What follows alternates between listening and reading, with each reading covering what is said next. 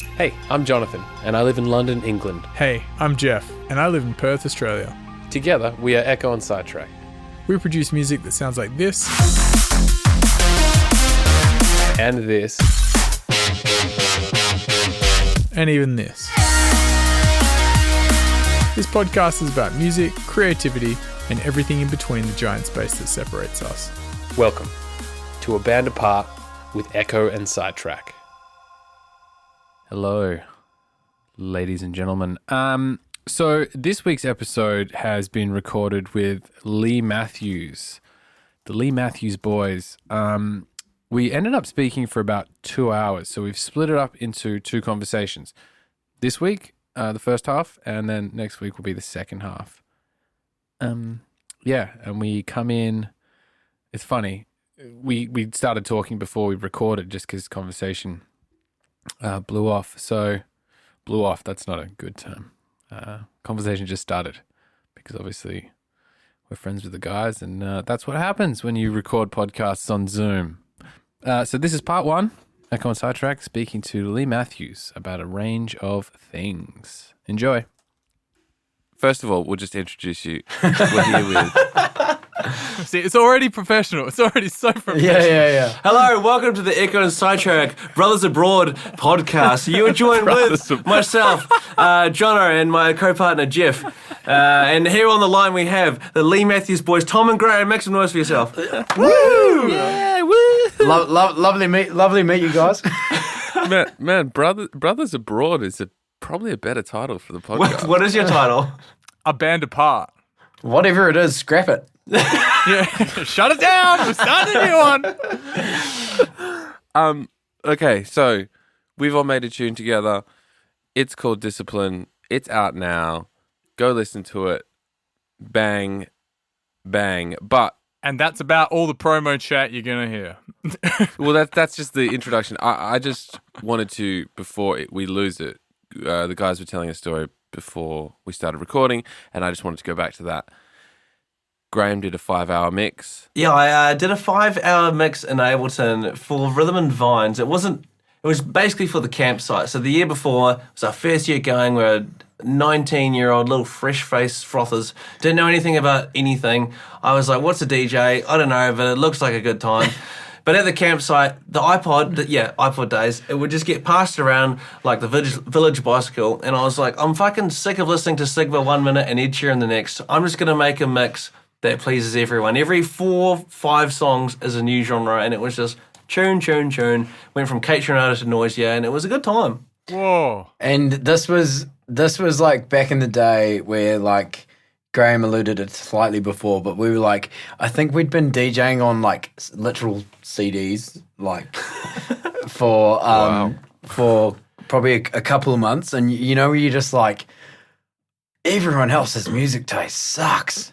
Yeah. And I really want to be in control of the music. And Graham took control. And honestly, everyone at our campsite was just like, fuck, Graham, your mixes are so cool. I still have that mix as well, by the way. Oh man, let's get a link to it somewhere, I think. Oh yeah, I'm keen to check it up, but let's check it up. Nothing's in key. That's the only issue. Oh man, that key. It's back then. It's all about vibe. Most people also don't care about key. I've heard some DJs that don't even know what key is, basically. Jeff? And people don't seem to care. I've heard some producers that have put out songs, and I'm like, so that's the finished version? Oh, that piano thing's out of key. Like, okay, well, just let it be. Yeah, but it's too early to start slagging people off like this. But I'm here for it. Let's call them all out. Who's the worst DJ in Perth? Worst DJ in Perth? Oh, definitely. Oh. Yeah, definitely. See, that beat could be anything. So how did you guys get into fucking drum and bass? Like, it's, from what I can tell in New Zealand, it's like the national pastime. It's like you guys just, house music was like not a thing. It's like hip hop and drum and bass. It's definitely like recently it's so much better, and it's quite funny because obviously, like, well, not obviously, you don't know that. Me and Graham have been DJing together since 2012, so like a long time ago, and we were into drum and bass then, and that was kind of a lot rarer, I would say. Yeah, for example, we would play club shows playing bass music, would play like Jaws and RL Grime, and would sneak in some Netsky or some TC or something, and it would be like, how many drum and bass songs can we get away with before the crowd like kind of dissipates? And sometimes it'd be like, oh yeah, we holy shit, bro, we got away with 10 drum and bass songs tonight. and then like another time it was literally like you'd play one and you'd just be like, oh, they didn't like that. They didn't like Can't tell them it's fast dubstep. They're not buying it. We'd always test the waters with like high contrast remix of Gold Digger, because it was like that's yeah. That was always a good test. It was a great lead in, and then like you'd follow it up with like Nobody to Love by Sigma, and then like everyone would be singing. Then you played Dead Limit, and then things. Well, okay, that's their extremes. You'd play like Time Warp, and then they'd fuck off. Yeah, sick. So what kind of club shows are these? No, this is probably around the time when me and Graham like literally played Wednesday to Saturday. Yeah, we were residents at like 2 clubs, and we'd just go between both and just then play at multiple others, and it'd be like you'd be opening on one night and it'd just be house, and then you'd go to another one and it was like you'd start house and then you'd get to like maybe trap. And quite often Melbourne Bounce, which I'm we won it. This at the start of our DJ career. We won a DJ competition playing dubstep and drum and bass. Yeah. And then we got in on our first like night, and we were gonna play. They were like, "Oh, you're gonna play peak time?" So like, yeah, sick. Yeah, it'd be sick. And then they go, "So, do you have any like top 40?" And we were like, "Why'd you pick us?" But then also at the same time, we were just like, "This is our chance. Like, we've just got to do it." And so. And in layman's terms, we probably downloaded the worst top 40 that anyone ever heard. It was like remixes of like Rihanna by like Alesso, and like we had some TJR, we had some Reslow, shit like that. Like real like bounce sort of bass stuff, like Nicky Romero, like real like like real like.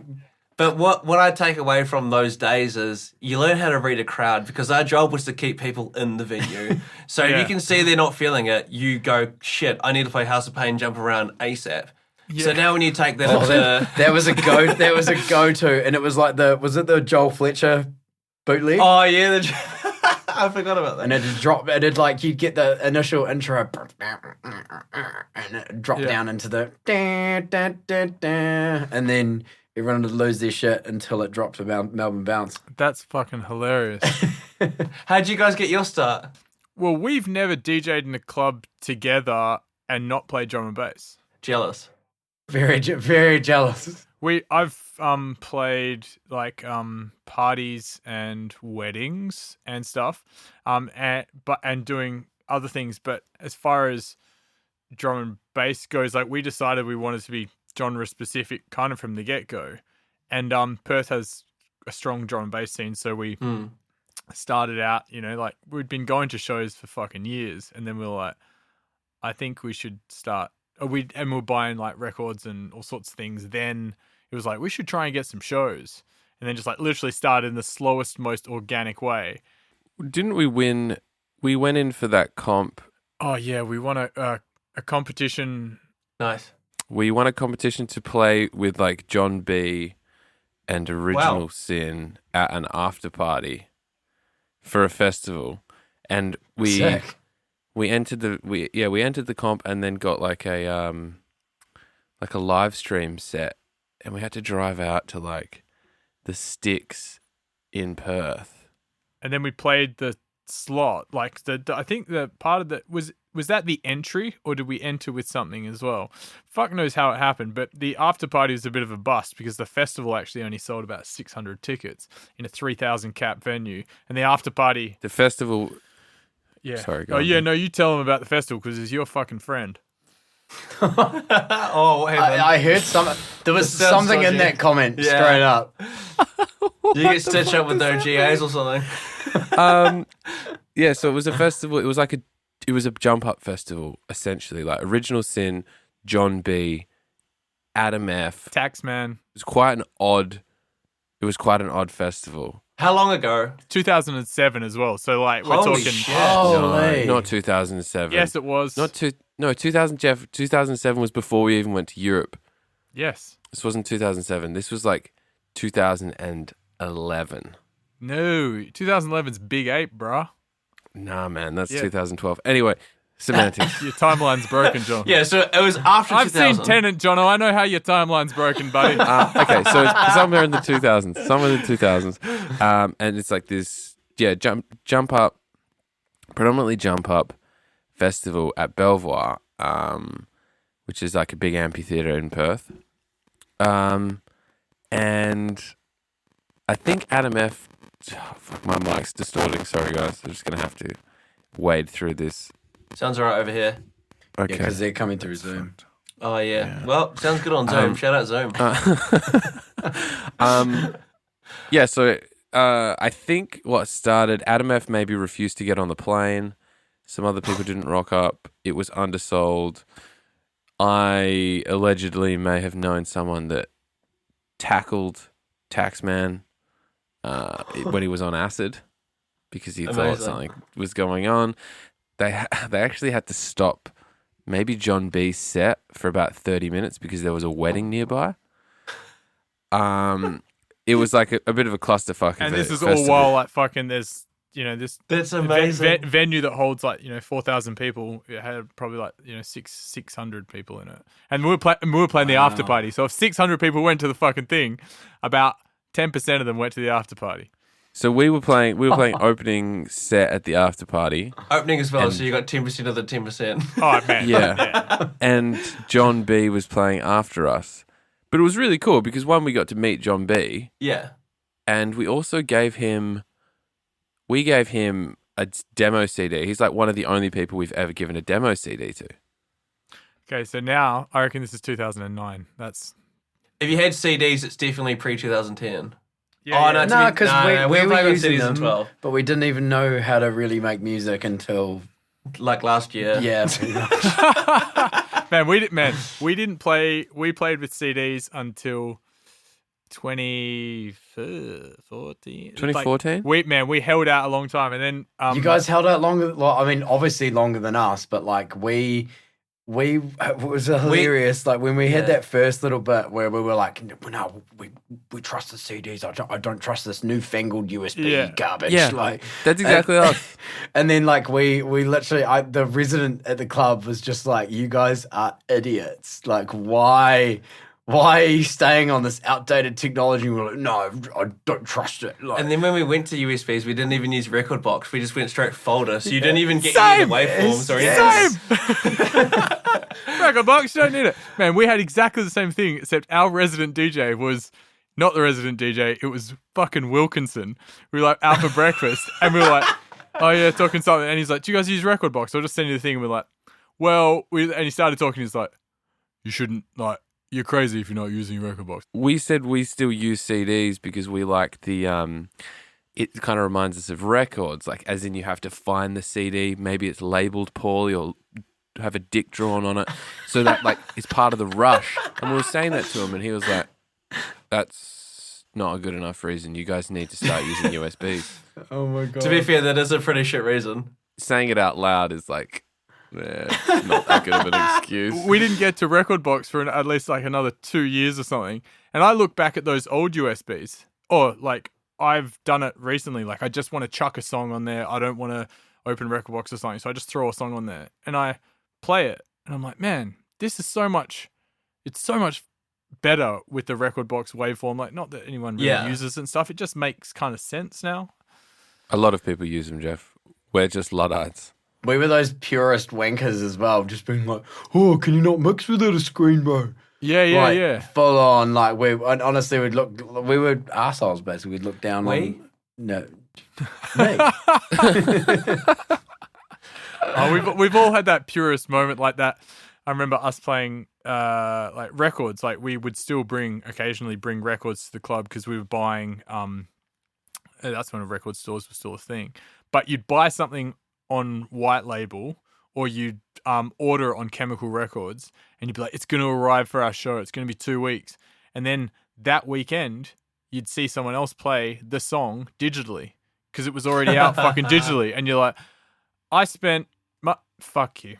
And then the record would get there and it would be a shit pressing, and you know the turntables weren't well looked after, and it just became. There was one particular night, I remember looking down at the decks. We're at Shape, which is an iconic Perth nightclub, and looking down at the record, and I looked at John. I was like, "Get a fucking tune right now!" And there was a ball of dust just building up on the needle, and you could like, this is about to skate off the whole fucking thing, and there's no way to fucking stop it. I'm just like, just grab anything, and it's and I think that's about the last record we ever played in a. It was venue. but it sounded like a really shit rewind, so that's pretty cool. I did one of those today on George. No. Was this the one that I laughed at? Yeah, well, yeah, that's why it's a shit because one. you were like, don't laugh at me, but it was actually like it was. It was actually like you saw it wasn't working and you made the decision, and I was like, no, that was good. And me and Sim were like, that was cool. But then you were so in your own element that you were like, don't fucking criticize me, you prick. Like, that's probably a fair assessment of the situation. I just did the spin back, but it was on heavy, so it went like roo roo. It wasn't like a. So is this kind of like an anticlimactic spin back? That's all I do. That's my thing. I'm like, if it's not me forgetting to put it on to like the lighter setting or pull it up enough or something, there's something. But it's in the past. That's what you got to remember. You're just like, it's done. Onward, on to the next one. The best one is when you don't put it on vinyl mode. Oh yeah, and it's still on CDJ mode. I've never done that. I've never done that. I've never done that. Do you guys play? You guys play on vinyl mode then? Yeah. Yes, CD mode's for wankers. Yeah, we play on CD mode. Whoa. Purist, you fucking. No. I have there's a NZ DJ here, Witters, and I just have this constant running Is he joke. CDJ mode? He's CD mode, yeah. And I have this constant running joke with him, just like, why do you play on CD mode? He's really clean though. He's way better than us. Fucking slick. Oh, and honestly, there is like, if you like CD mode, there is nothing wrong with it, but boy, do I like to rip the piss out of it. And you have a small cock. Yeah, I do, and I'm proud of it. I mean anyone uses CDJ mode, but hey, if you want to dive on that sword. The reason I like it is because sometimes I get so handsy with the actual plate of the CDJ that if it's on vinyl mode, that stops. Have you got big hands, John? I got You got big mitts. Just Fat dick. Well, not really. Yeah, I got a fat dick. I got a wide Runs dick. in the family, eh? No, but like I can fall. Like if you have a fall and you fall onto the DJ onto the How Why are you fucked up falling on Why are the you DJ? falling over? because you're drunk, You're 'cause head banging having that fun, hard. you're dancing, so you're looking for something to stable yourself. You know? You're shuffling, and next thing you know, you've touched the platter. Yeah, exactly. I'm all over the platter, so I need to Yeah, To be that's why I fair- like CDJ mode. you actually need to take a step back and look at your behaviour. Yeah, maybe I do. Tom, before you get on your high horse, you've headbutted a city jail, and I've headbutted a wall, so we can't really. This is true. All while performing.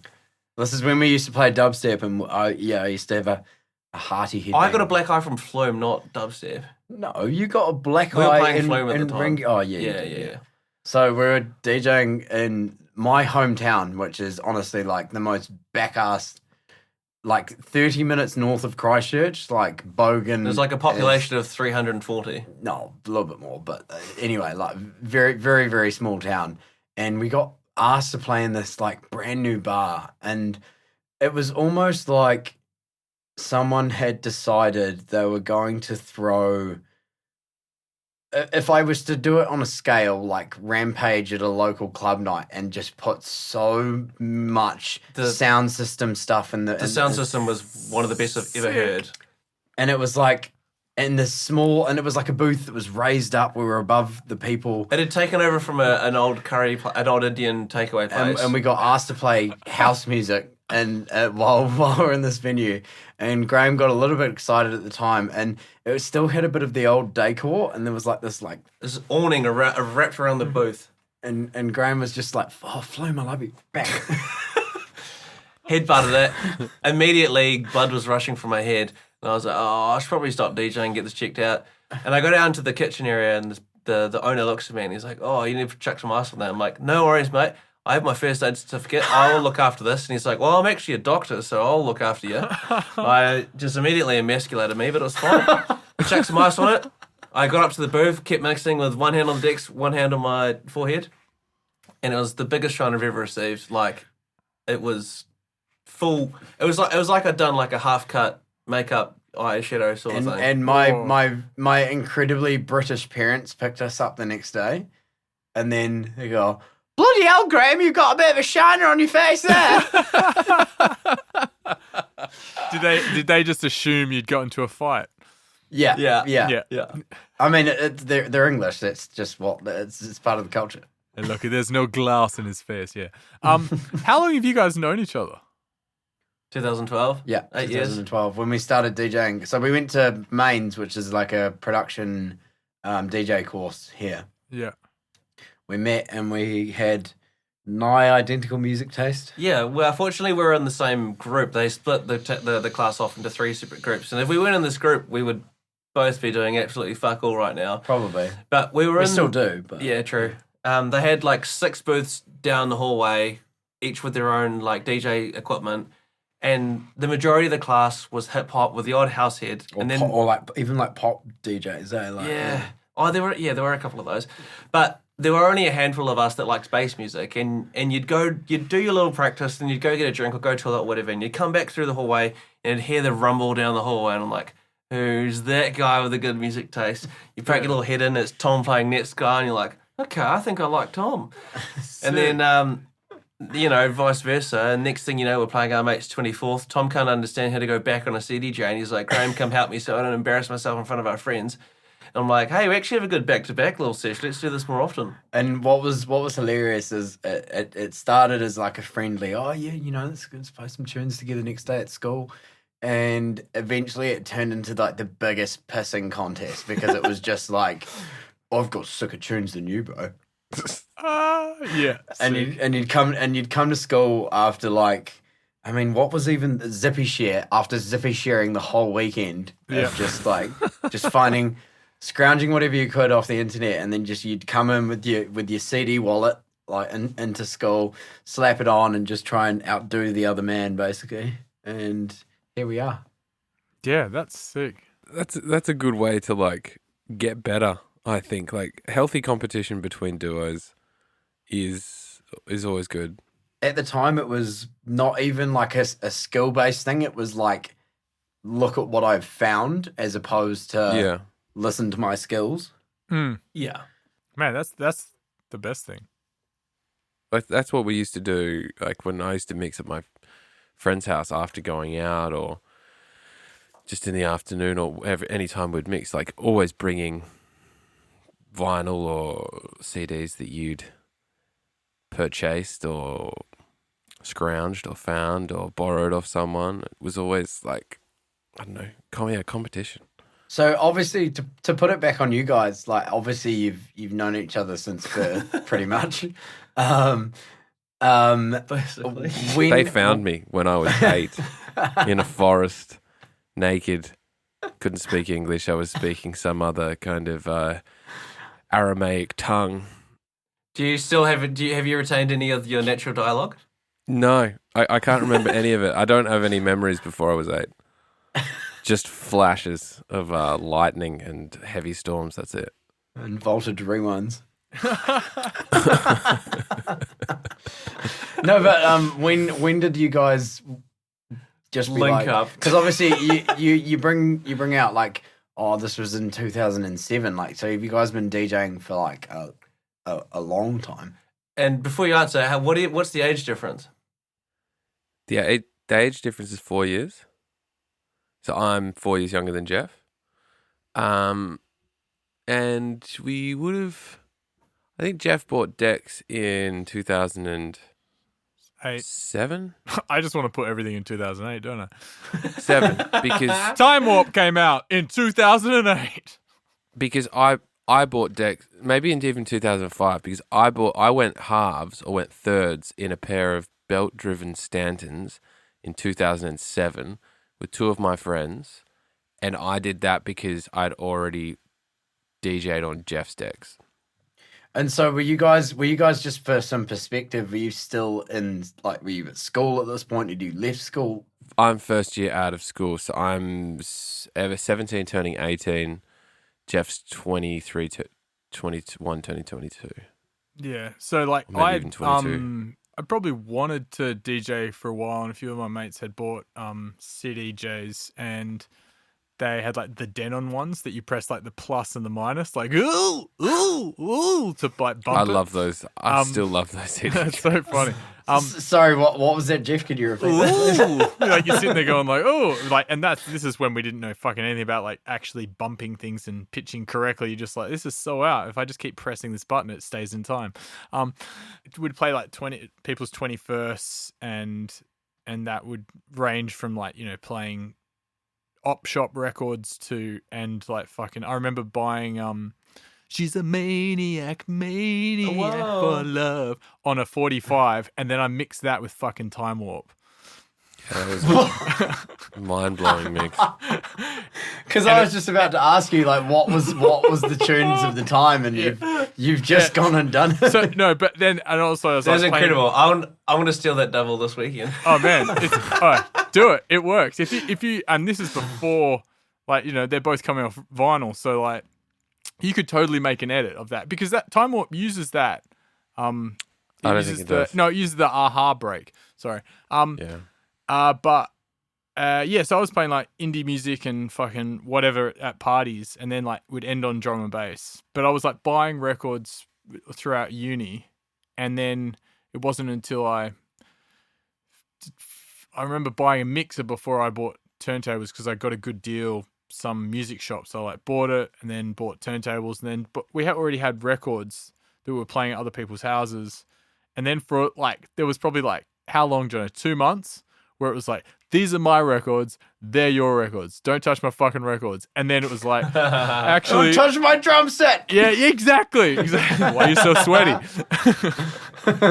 That was actually one of the things as well, because I had a drum kit because I was a drummer, and Jeff would play my drum kit, and he didn't allow me to use his decks at the beginning because there's the older brother, That is stepbrother. shitty little brother. This is my thing. Secondly, you're probably going to break something, and I would say to him, "I've let you play my drum set for years. You got to let me do this." And that's part of the reason why I was then motivated to buy. And that's why I'm in decks London. with my friends. Hey, John, what was the record? I've got two records in mind that you bought that I was like, I want to play them, and you're like, well, you don't let me play that, and then we just kind of decided that we should merge. Pretty sure it was a picture disc of Where's My Money, Oh, Aeroplane and Flamenco by Yeah. Subby. And there was one more. Rockstar, Game Over. Yeah, no, but in my head as well, there's also the Culture Shock E EP. I know. So the Culture Shock EP was bought a little bit after because I remember hearing there was a mix. Ooh, I can't remember maybe a Brooks Brothers studio mix in 2008 that had rework in it. Yeah, rework. Yeah. And I found the EP. I think that was the Chemicals Records purchase No, I reckon that was from the record store. or from the record store. I remember that was I remember finding that. That was a fucking great EP. I remember playing that and Vice Chase for the first time, and it blew my mind. What became, we were kind of against, competition. The decks were set up in what the room that was the band room. The healthy competition was because it was in this room that's kind of at the back of the house, but my bedroom butted up against it. So I'd be in my room working on some uni work or something, and I'd hear Jono mixing, and I'd be like, "Oh fuck, that was fucking sick! and I like run around down the hallway around the corner. I'm like, "Oi, what are you playing?" And then obviously it's record, so you have to go back and do the whole mix again. Or you'd come in and be like, "Oh man, you should have mixed that like 16 bars earlier, and it would have done this, and I reckon this would work." And you just get so distracted because you'd be hearing the other person mixing, and then all of a sudden you realize our record collection doubled, and then we started giving each other's records for all birthdays and Christmas. Like we just buy records or buy music or and then we just started making music. And I think we played a few podcasts ago, we played our first ever song that we made in Ableton, that was like, I know what's going on here, like kind of like we didn't even know what EQ was. We had no idea what fucking anything. It was just like fucking some piano sounds and like some like drums. Cool song though. Yeah, so it's kind of at the end of it, Jono was like, I reckon if like Sub Focus made that, I reckon it'd be kind of cool. I'm like, well, so from a musical perspective, it doesn't completely suck ass, but it's just From a interesting technical perspective, it was terrible. It was a nightmare. Like just like this fast hi hat in the background. Like, and just a overly loud hi hat, like the stock Ableton one from Impulse. Just fucking yeah. And then we're Classic. like, there's so many milestones of learning about things. Like, I remember standing in a bar and someone was talking about EQing something, and I'm like, when you mean EQ, you mean put like the auto filter on it and like cut out the bottom end, or like, and they're like, no, use an EQ. And I'm like, interesting, I will look into that. And like, you know, going away from having hung out at a pub, being like, I have learnt a fucking nugget of gold. So we've the exact same we've got a story. goodie. So me and Graham were steaming as, and we were like with this dude who sort of like initiated us into the Yeah, DJ we scene. were like his little protege. And like he would wank on about his music production, and like he's done nothing since. Not gonna name names.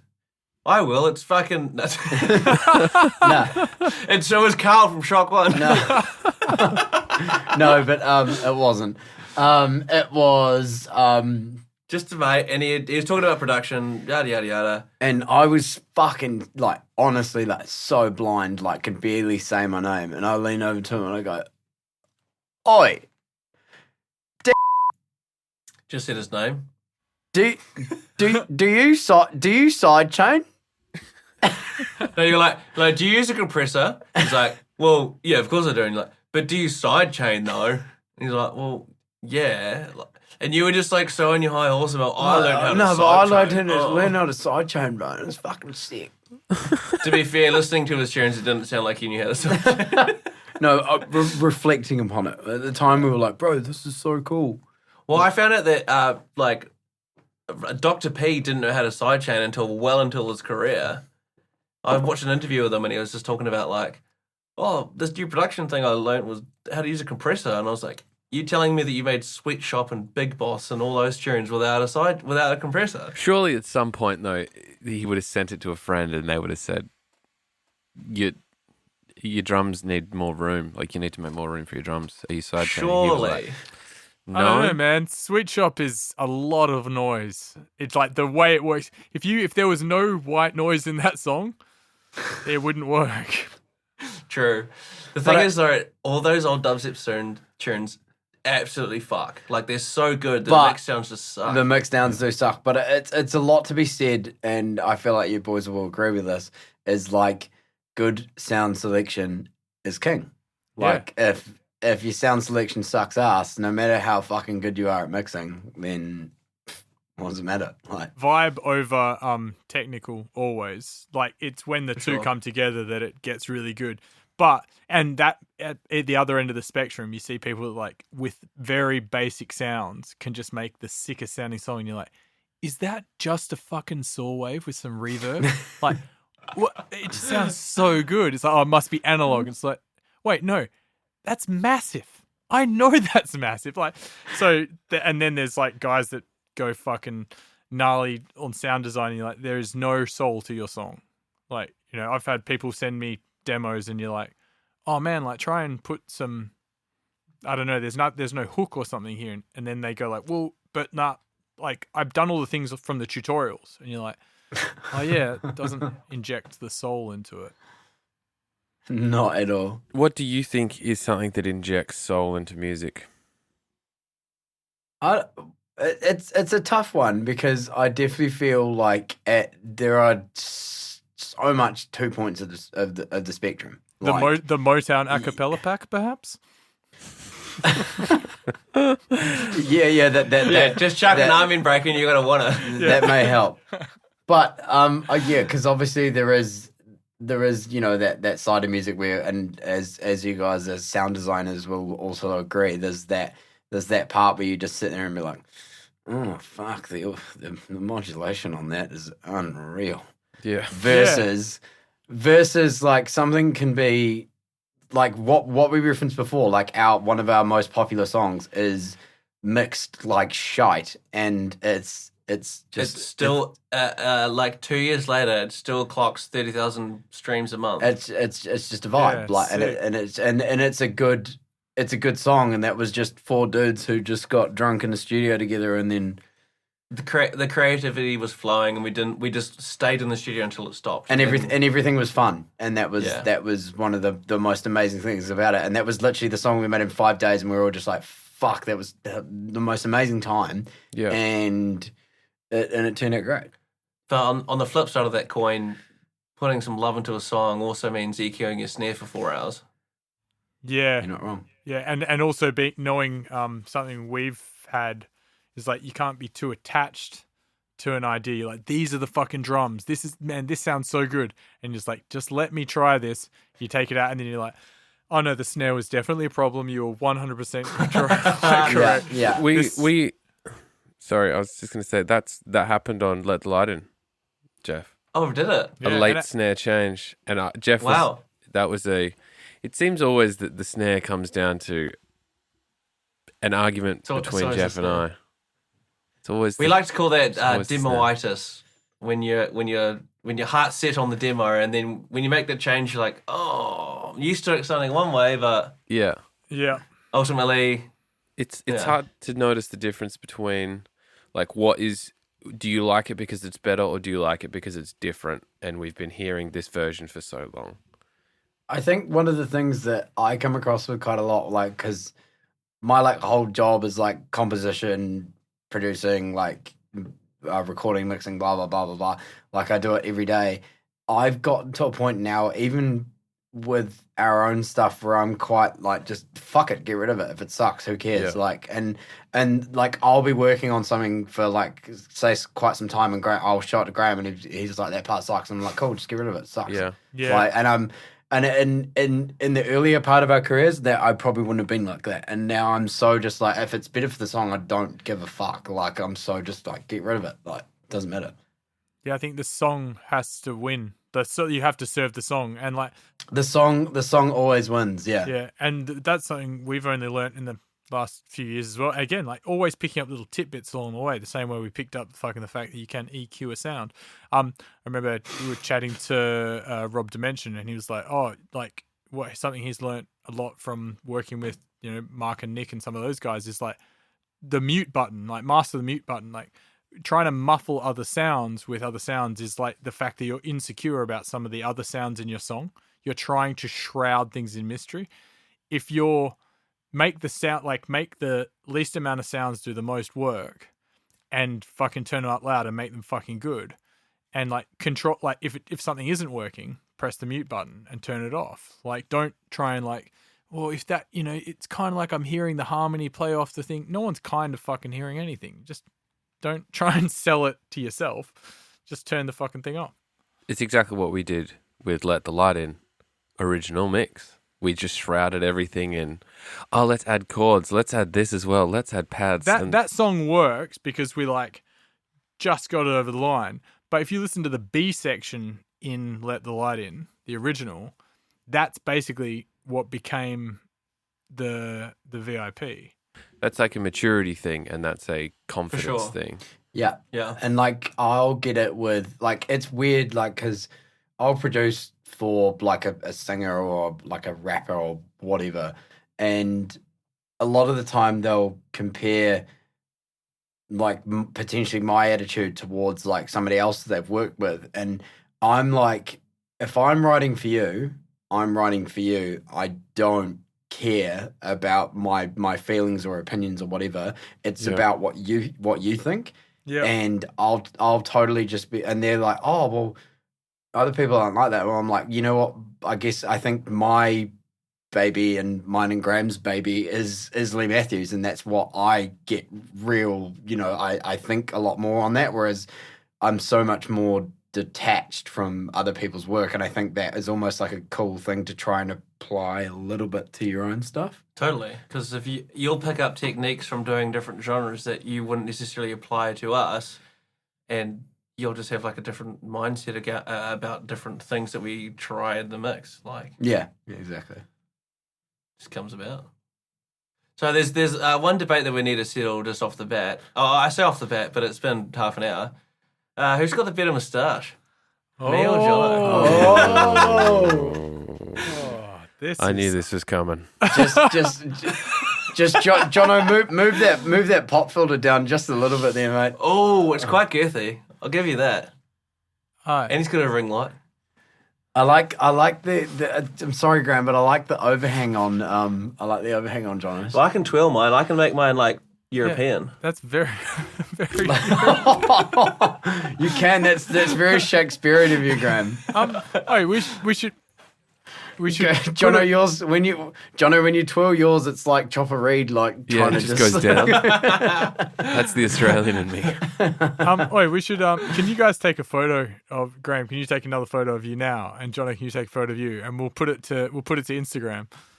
Yeah, all right. Wait, Well, it's actually, I've got a preloaded selfie that I took that I'm quite proud of the 12. Oh, okay. So we'll, Yeah. yeah. We'll use that one. Jono, you have full lease to take a previously taken selfie. Yeah, you know what? Hire out a white room. Don't give this prick the upper leg, basically. A little bit of black, like painting it in. He's just like, Yeah. Hang on. Are you going to post it now or are you going to post it after the podcast? oh, just post it in. Like, yeah, we'll just post it. We'll post it in the chat. We'll if you're listening to this, it'll be live on one of our Instagrams. Okay. I might just take a bit of time and Yeah, get your Dex wax out. yeah.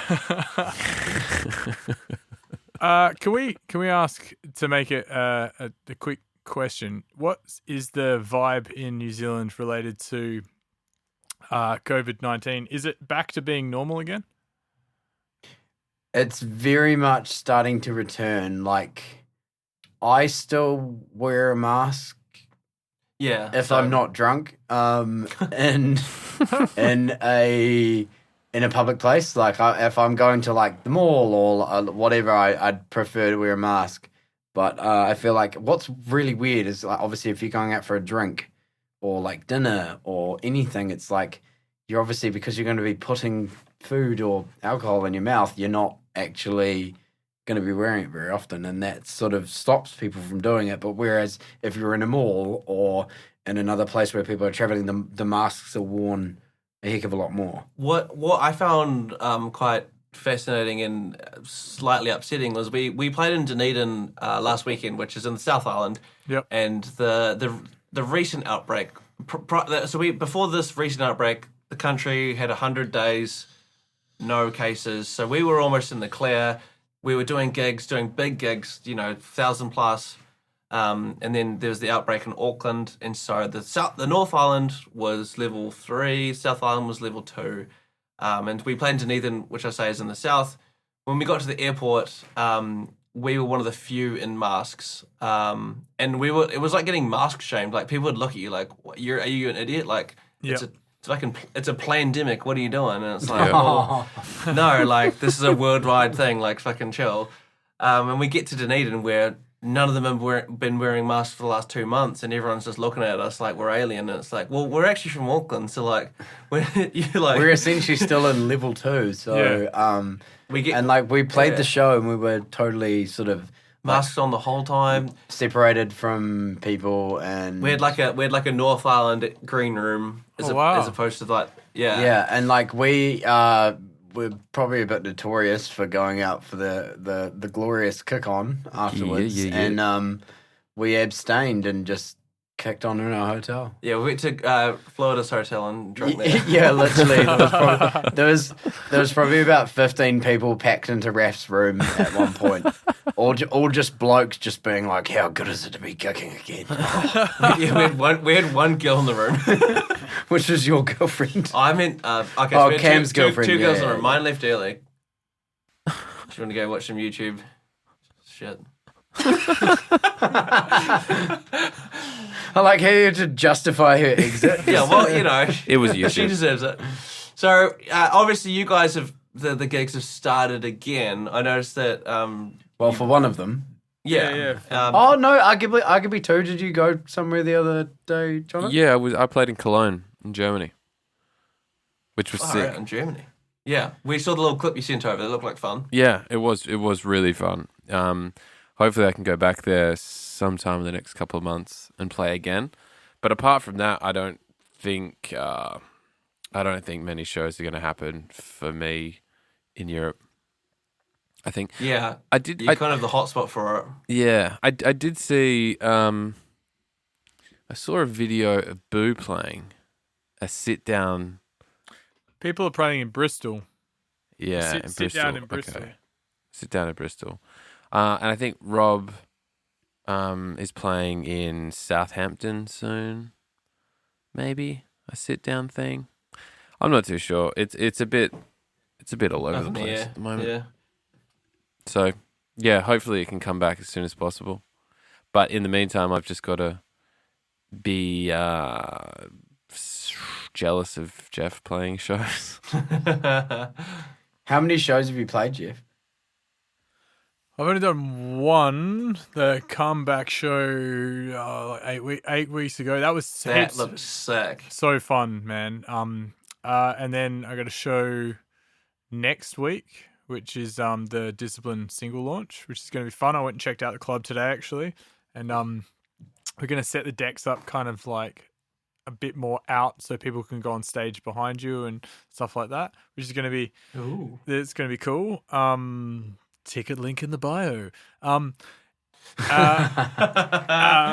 then there's a few more shows lined up. I hope that I can come to fucking New Zealand. Yeah, Spring Classic. What's in October? October. Yes, no, no.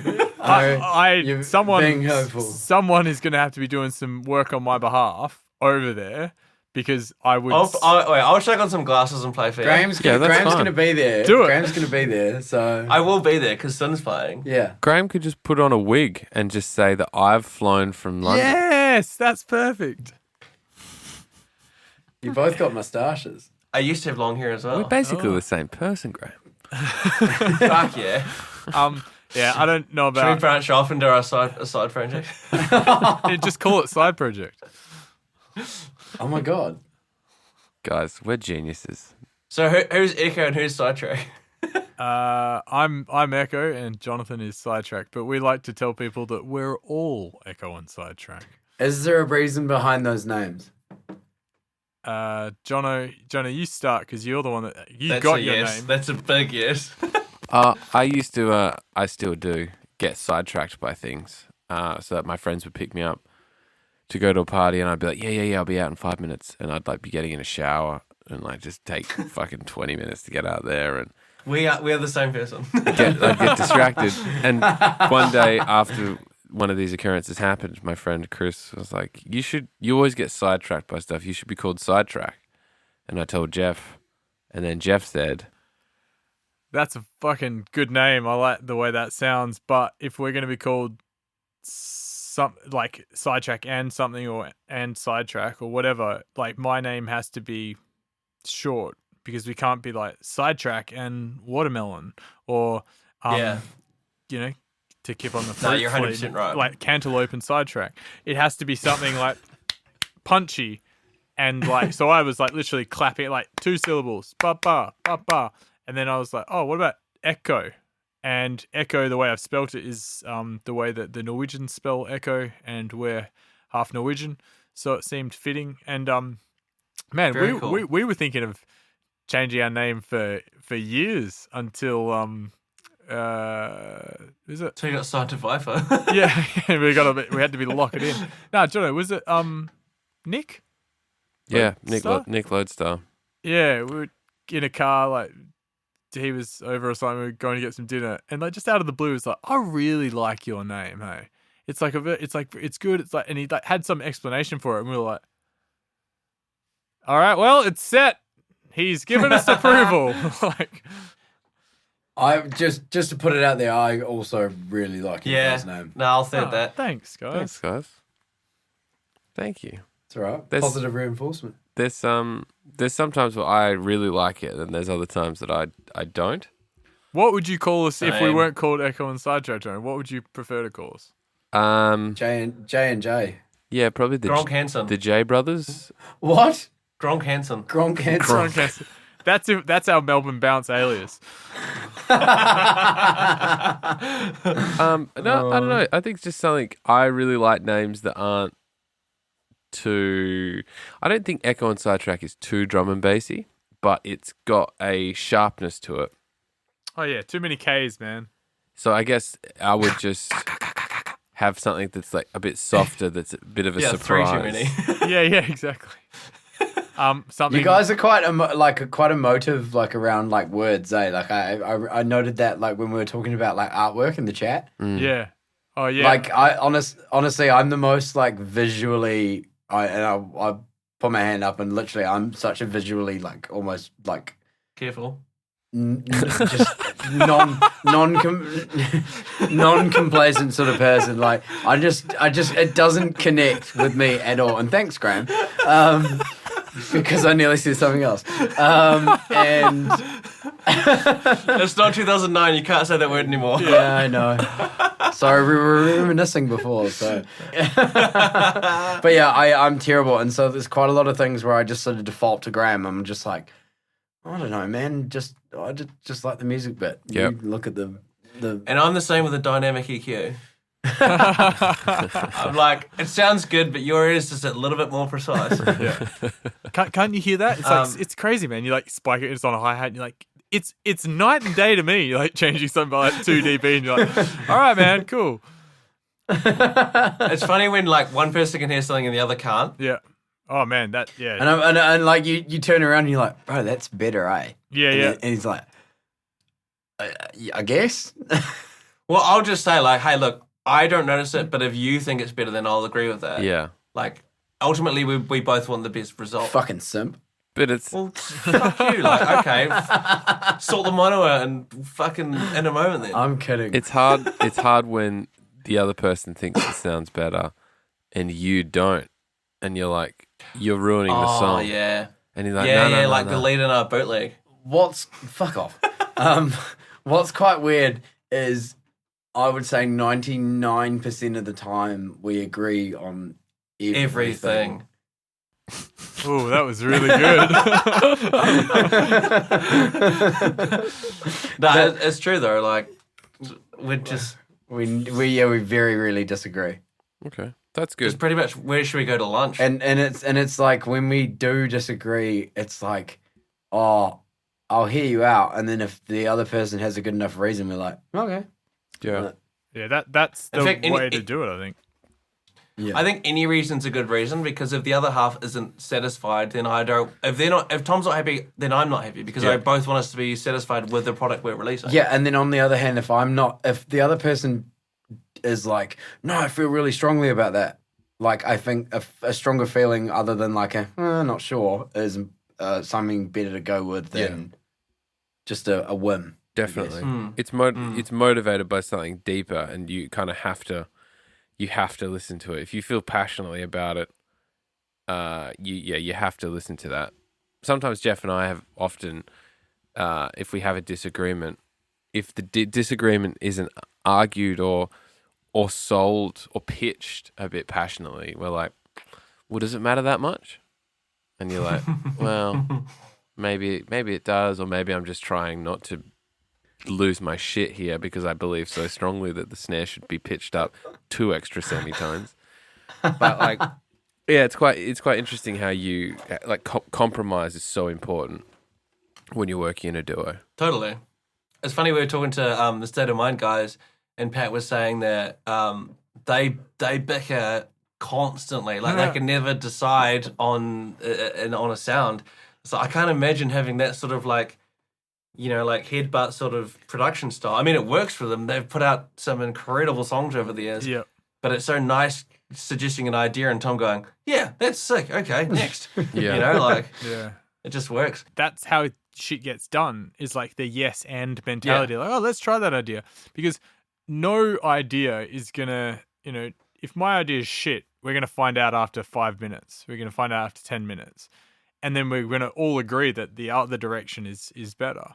It's when it's in the friction. It's like, you fucking motherfucker didn't want to try my idea. I'll try my idea in my own time. And you're like, I've created alternate versions in the studio while Jono's not been here. And then, hours later, trying to force this thing to work, you go, hey man, yeah, that thing didn't work. But the other thing is like just saying to the other person, like, just give me 10 minutes. Like, it's like sometimes you forget that you can just save another version because you fear that the other person might fuck it up, or you think it's in a good position, and you're like, no, like it's fine. It's like this kind of fragile piece of art that's sitting there on a unstable table, but really it's just like what Tom was saying before. It's just like, just change it, just do the thing. Just do the thing. Can I just jump in really quickly here? Yes. And I feel like you guys will definitely agree with this. If you have a serum patch on default, and then you change from the default waveform and go directly to a saw in basic shapes, and it sounds that 5% different, and then you can't go back to the default wave without going back to the initial patch. This happened to us the other day, and Graham goes, I looked at him and we both didn't even say anything with each other. We just kind of looked at each other and we were like, oh, it's not the same. Yeah. And then we both, without even saying a word, we hadn't saved until about like 10 minutes ago, and I just literally quit the project and reopened it. And that's probably the only case where it's just been like, fucking go back. So I'll always duplicate. If I'm tweaking a synth, I'm like, okay, this is like kind of the level I want it, but it's not quite there. Mute, duplicate, and then I'll mess with the second iteration of it. Yeah. That just feels like a safer way to do it to me. But obviously, you can just save live copy as. But I saw Jeff. You were like, "Yes, I've definitely been there before." Like, oh man, that initial wavetable, I don't even know how to get back to it. I don't know fucking where it is. It's ridiculous. And it's not in there. It's not in there. It's like it's not. Yeah. I think I've done it before. No, I've always had to reset the whole thing, and sometimes you have to go initial. You have to just go initial patch, and that is it. That's the curse that we live in. Steve Duda, what are you doing? Man, there was something for a while where you couldn't undo very cleanly in Serum. Can you do an undo in Serum? I think you can do, like, I think Ableton allows you to undo within plugins. Some plugins don't. I don't know. And that's the worst when you literally spam the Command Z. Yeah. And then you realize none of your plugin changes have just happened. And you've just deleted, done all your automation. What have you just done for the last 10 minutes? Yeah. All the small EQ touches. Oh no, this is a very producer-based chat. No, but this is producers listen to this, right? Or is this more of a holistic? To be honest, I don't know if anyone listens to it.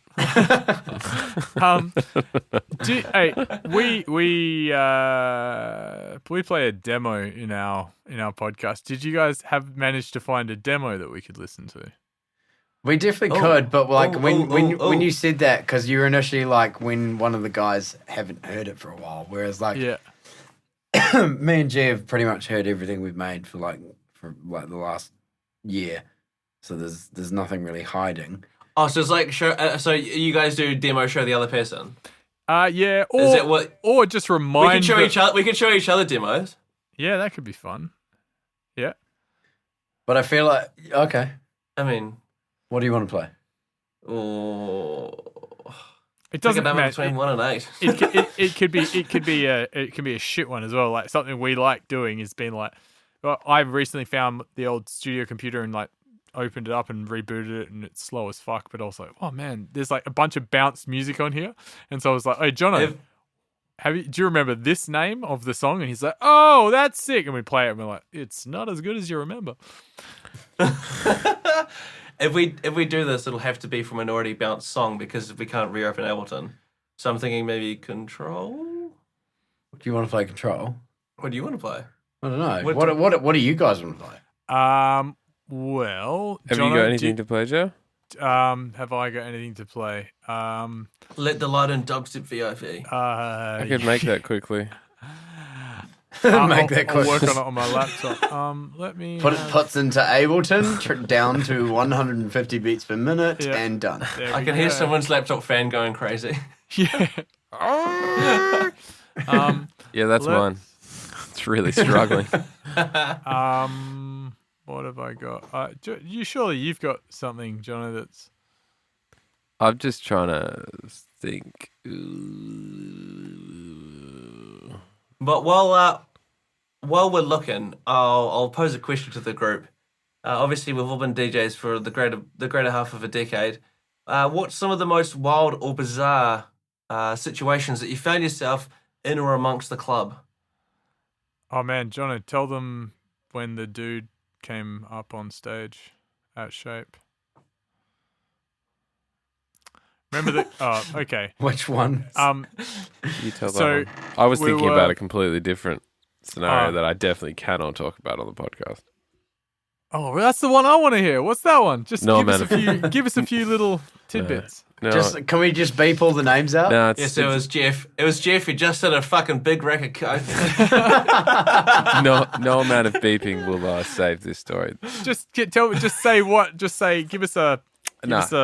Oh, I can't. Come on. Okay, you got to tell us That after must the be podcast. really explicit. That must be so fucking Yeah, explicit. you got to tell us after the podcast. All right.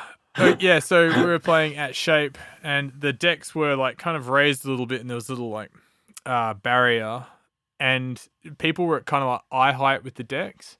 And like people would put their hands over the decks and give you high five and give you fucking knuckles and all sorts of stuff. And then Jono was like, I would have been mixing, and Jono was like, high fiving some guy or something, and he kind of like pointed at someone, gave the like, finger point, like, yeah, bro. And then the guy just like kind of made his way over around the decks, past the sound guy and the light guy, and like kind of came up. And like then all of a sudden I was like, who the fuck is this guy? And Jono was like, oh, what? Hey, man. And then the guy was just like, we got partying and like, woo. And then we were like, oh, no, man, you can't be up. And he's like, no, he told me I can come. And I'm like, what is going on? Like trying to mix. But And he's then like standing. He's not standing to like that far away. He's like next to us. Like there's Next to us, three like- people DJing. Yeah. And And he's like wanting to touch as a duo, having someone in this Yeah, space right here is the fucking worst. it's too much. And then For this those guy, listening, that was between. And he- and then that guy, we're like, man, you got to get off. And then security clocks that this guy's come through the like little entry bit into the where you get into the booth, and then they come up, and rather than just being like, oh yeah, I've had my fun, I'm gonna get off, he goes fucking mental, and he like,